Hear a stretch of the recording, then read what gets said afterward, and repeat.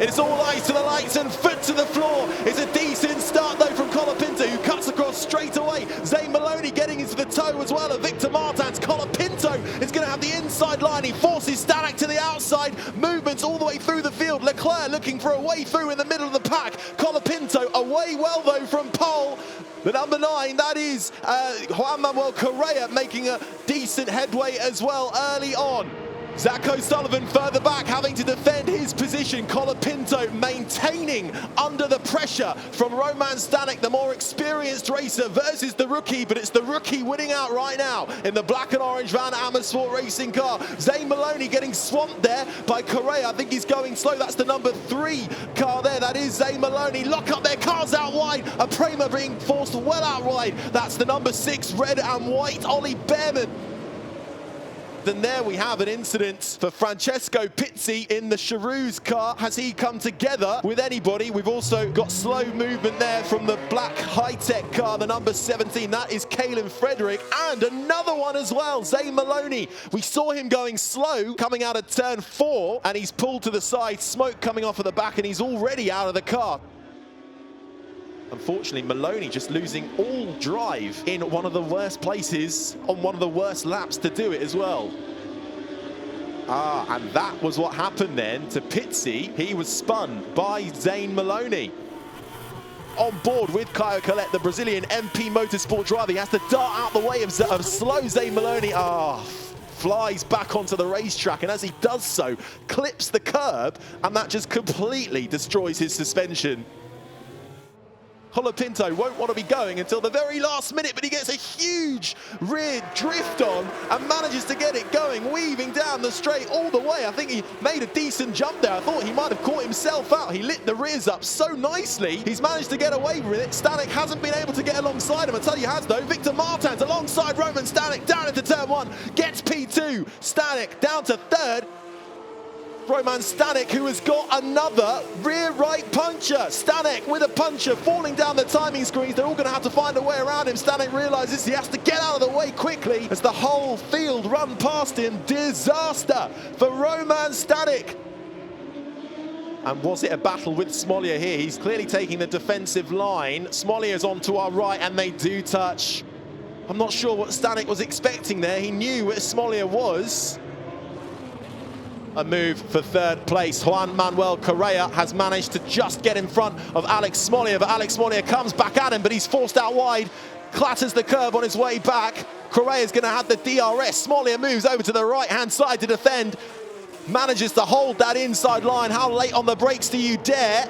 Correa tries the up and under. He'll get better traction on exit, but this is the tricky left, right, left of the middle sector. Correa, can he get in front of Smollier? Yes, he can. Correa back up and through into 3rd ahead of Smollier.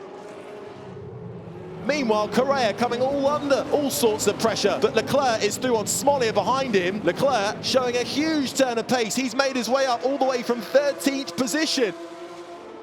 Smollier struggling here, I think. The battle for 4th rages on. Leclerc is up the road. Hadjar dives down the inside of Alexander Smollier. Foot to the floor. There's a little bit of a touch of wheels. I think they both make it through. As Isaac Hadjar got a puncher. He has. I thought they'd come off scot-free there, but that slight touch has seen Hadjar with a right rear deflation. Saucy now in 6th. Leclerc has moved up to 3rd though. He's finally got Juan Manuel Correa into the braking zone of turn 1. Here he comes, hunting down Colapinto. Colapinto forced to the inside line to defend. Victor Martins late on the brakes, but not as late as Colapinto, who runs wide. They both run wide. That's going to give Martins the little bit of extra advantage. He needs extra traction on the exit. Martins through on Colapinto, but Colapinto fighting back with DRS. He's going to have to do it the long way around here. How wide and how late will Martins brake? He keeps him honest. Colapinto keeps his foot in, but it's not enough. Victor Martins through to take the lead here on lap 15 of the feature race. Here comes Arthur Leclerc, stalking the back of the Van Amersfoort racing car of Colapinto. Moves to the inside, late on the brakes for Arthur Leclerc into turn 1. How late does he go? Colapinto bites back at him, but Leclerc gets through for 2nd on Franco Colapinto. Franco Colapinto has been given a 5-second time penalty for track limits, so that came through a couple of minutes ago. Down in third at the moment. What's the gap for Colapinto? Not enough right now, because he's got Gregoire Saucy all over the back of him. But nothing has gotten in the way for Victor Martins, who can smell victory. It's there for him. The Frenchman takes his first win of the season in Formula 3. Victor Martins wins the feature race in Bahrain, but that is not the end of the battles at all. With a broken force, Mollier trying to get to the end here. He's holding up Jack Crawford, but it will be a drag race to the line. Who can get a wing in front? Can Jack Crawford do it? Oh, that was tight, but I think Crawford got him, and that was just for 7th. Kushmini coming through in the MP car. This is the battle for 16th place. They're going 3 wide right at the end here. It's Kushmini versus the Yenza Motorsports cars. Who will make it to the line? That was tight. I think Kushmini might have lost out there. Victor Martins, the winner, ahead of Arthur Leclerc in second. Colapinto has been recorded at finishing in P5.